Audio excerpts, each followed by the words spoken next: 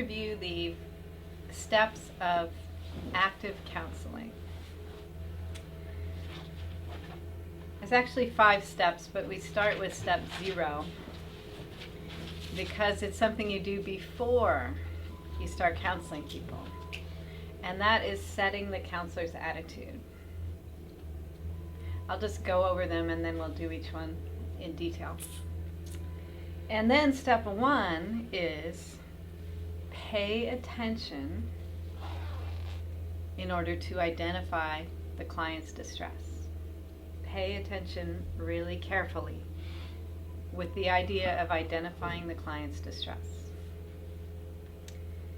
Number 2 is think of all the possible counteractions to the distress.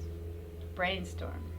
What could we do that would be different than this distress pattern, that would jiggle it somehow? Number 3 is counteract the distress sufficiently.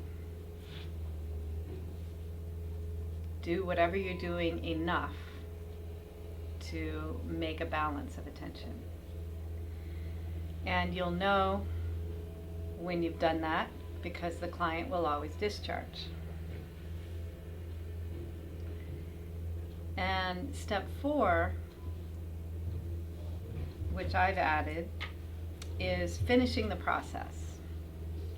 And finishing the process has to do with repatterning, retelling the story the way it should have been, getting your attention out, doing attention away from the distress, just all the things you can do to finish the process and get you ready to go on to do whatever you're going to do next.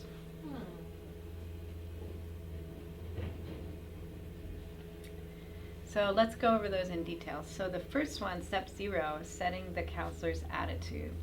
So what is the counselor's attitude? Remember, we went over that at the very beginning. How should the counselor set their little dial inside? Well, that this is a sacred being or an honored being that's in front of us. Mm-hmm. Attitude of respect and honoring. What else? Seeing the good in them. Yeah, remembering their essential good nature, their essential inner nature. Putting my focus and attention on this person. Right. So you make a decision to keep your attention off of your own distress for the time being that you're being the counselor. And that's a very intentional thing because it's going to be tempting to put your attention back on your distress because they might be talking about things that are like your distress. And so it'll be like, whoa, that's a little trigger, right? So you have to intentionally go, okay, I'm not paying attention to my distress during this time. I'm paying attention to them and their distress. One definition of a session is 2 people paying attention to one person's distress. So when you have a fight, you have 2 people each paying attention to their own distress. Right? So you can change a fight into a session by one of them deciding to pay attention to the other one and help them with their distress. So it's an internal decision, like, okay, well, it's not working for us both to be paying attention to our own distress right now. We're both trying to get attention from the other one and trying to express our displeasure and discomfort. That's not working, so I'll just wait and I'll give them attention. And you can completely transform a fight that way. And usually if you counsel the other person for a little while, then you might be able to ask them, okay, could you listen to me now?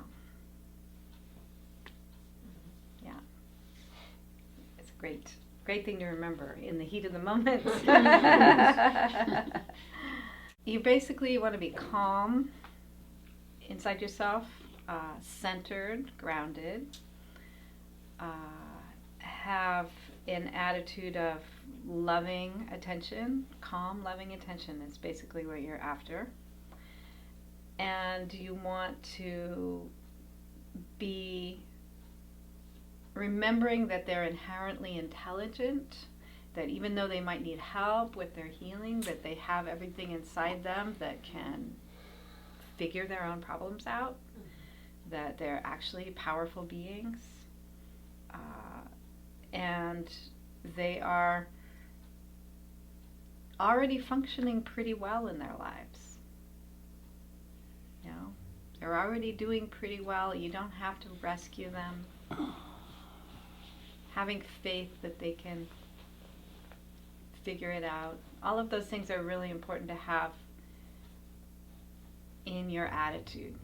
If you really start getting hooked by their material, because some material is very compelling. You know, they can tell you all kinds of sob stories about how miserable and weak they are and how they can't keep their life together and how and that's the way that they will feel, right? That's their true feeling. And they might be manifesting that. So it's looking like that's true.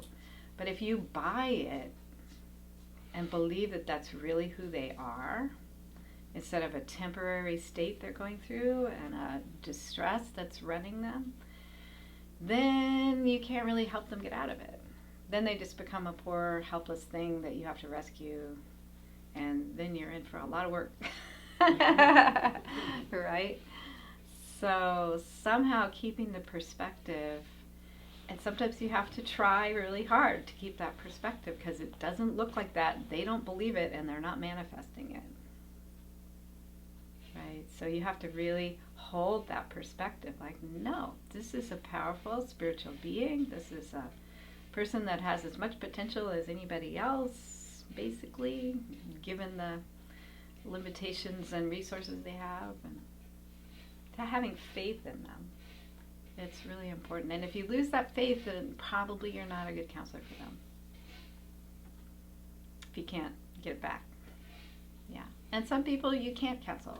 Some people are too hard for you, and that's okay. You can notice that and go, okay, I can't really work with this person. They're over my head. I don't know what to do. I'm getting lost. I'm getting sunk as a counselor. That's okay too. You can just say, I don't have attention for this person.